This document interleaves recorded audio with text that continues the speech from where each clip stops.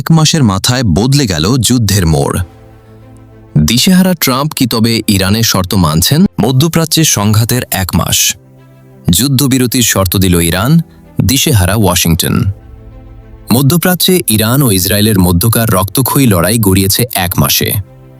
পাল্টাপাল্টি হামলার মধ্য দিয়ে শুরু হওয়া এই যুদ্ধ এখন এক চরম উত্তেজনাকর পর্যায়ে পৌঁছেছে। বিশেষ করে ইরানের অত্যাধুনিক ফাত্তাহ-2 হাইপারসোনিক মিসাইলের আঘাতে ইসরায়েলি প্রতিরক্ষা ও মধ্যপ্রাচ্যে অবস্থিত মার্কিন ঘাঁটিগুলো ব্যাপক ক্ষয়ক্ষতির মুখে পড়েছে বলে দাবি করা হচ্ছে। এই পরিস্থিতির ভয়াবহতা কমাতে এবং সংঘাত থামাতে এখন কূটনৈতিক পথ খুঁজছেন মার্কিন প্রেসিডেন্ট ডোনাল্ড ট্রাম্প ও ইসরায়েলি নেতৃত্ব। শান্তি আলোচনায় ইরানের অবস্থান ও শর্ত। ইরানের প্রেসিডেন্ট মাসুদ পেজেশকিয়ান সম্প্রতি ইউরোপীয় কাউন্সিলের প্রেসিডেন্ট আন্তোনিও কস্তার সঙ্গে এক ফোনালাপে যুদ্ধবন্ধের ইঙ্গিত দিয়েছেন। তবে তিনি স্পষ্ট করে দিয়েছেন যে শান্তি স্থাপনে তেহরানের সদিচ্ছা থাকলেও তা কেবল নির্দিষ্ট শর্তপূরণ সাপেক্ষেই সম্ভব।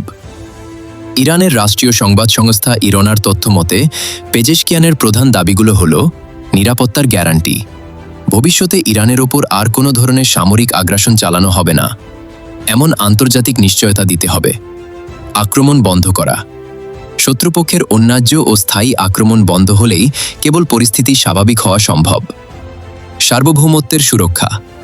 ইরান কখনোই নিজে থেকে উত্তেজনা চায়নি, বরং আত্মরক্ষার স্বার্থেই তারা শক্ত অবস্থানে রয়েছে।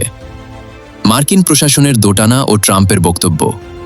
অন্যদিকে চলমান এই সংকট নিরসনে মার্কিন প্রেসিডেন্ট ডোনাল্ড ট্রাম্প কিছুটা চাপে থাকলেও তার বক্তব্যে মিশ্র প্রতিক্রিয়া দেখা গেছে।